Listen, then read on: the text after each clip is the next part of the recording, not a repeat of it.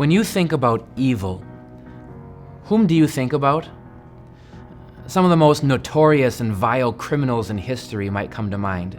Or maybe you think about a mass murderer, an inmate on death row. Maybe you think about certain terrorist groups that are bent on wreaking havoc in this world with death and destruction. Well, if you were an Israelite in the 700s BC, if you thought about evil, you immediately would think about the Assyrian people, especially those living in their capital city called Nineveh. Those people were known to be the most vicious people in the world. Blood and violence everywhere. The kings of Assyria, in war victories, would stack up piles of heads outside the city gates.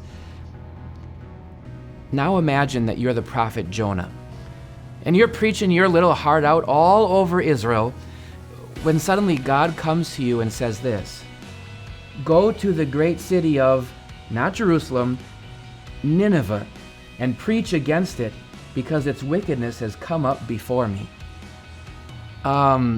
Say what, Lord? You want me to go where? To do what? To go and preach in Nineveh? You gotta be kidding me. Jonah wanted nothing to do with this. He went down to the sea, hopped on a boat, and sailed off for Tarshish, almost 2,000 miles in the opposite direction.